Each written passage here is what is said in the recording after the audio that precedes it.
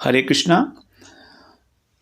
सब श्रीमद् भागवत पुराण में सप्तम स्कंध में छठे अध्याय का हम लोग तीसरा श्लोक श्रवण किए, जब प्रहलाद जी असुर बालकों को उपदेश देते हुए कह रहे हैं कि इंद्रियों के द्वारा जो मिलने वाला सुख है वो सभी शरीरधारियों को प्राप्त होता है। कैसे?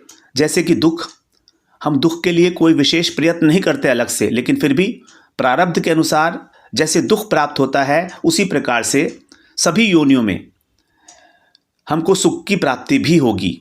इसीलिए अब हमें क्या करना चाहिए वो आगे चौथे श्लोक में कह रहे हैं।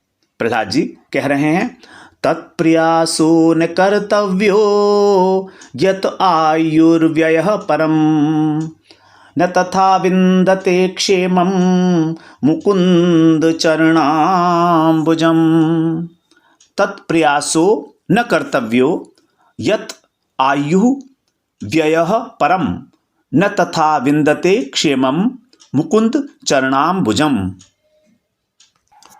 यहाँ पर तत् का अर्थ है उस सुख के लिए जो तीसरे श्लोक में कहा था, जो ऐन्द्रिक सुख है, इंद्रियों के द्वारा प्राप्त होने वाला जो सुख है, उसके लिए प्रयासों मतलब प्रयास करना, प्रयत्न न कर्तव्य है, नहीं करना चाहिए, कोई हमारा कर्तव्य नहीं है, क्योंकि वो तो अपने आप मिलेगा।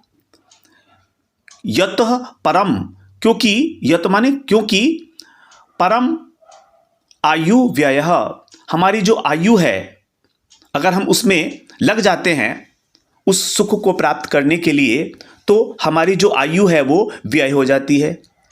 यत आयुर्व्यय परम, परम का मतलब है उस सुख को प्राप्त करने के लिए जो प्रयत्न किया जाता है उसमें लगना, यहाँ पर तो उसके परायण होना। तो उस सुख के परायण होने के कारण जो हमारी आयु है वो जो है व्यय हो रही है, जबकि वो तो अपने आप से मिलेगा।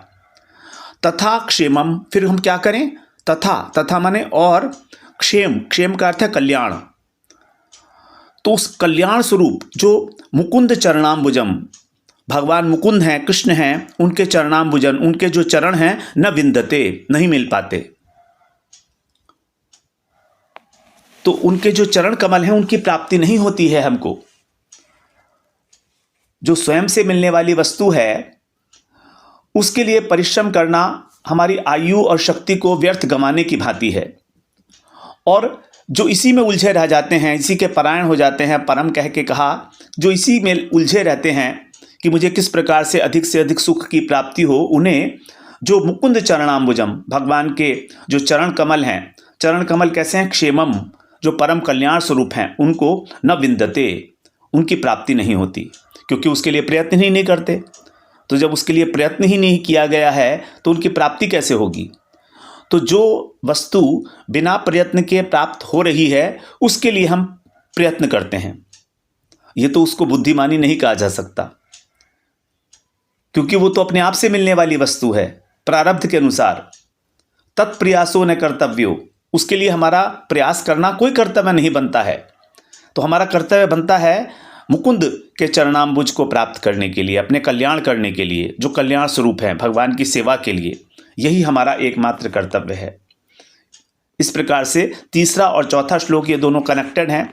तो प्रहलाद जी ने जो बात व्यास जी से कही थी प्रथम स्कंध में, वही बात जो है यहाँ पर प्रहलाद जी असुर बालकों से कह रहे हैं, क्योंकि शिष्य हैं प्रहलाद जी नारद जी के।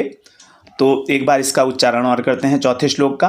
कह रहे हैं, तत्प्रयासो न कर्तव्यो यत आयुर्व्ययः परम न तथा विन्दते क्षेमं मुकुंद चरणाम्बुजम्।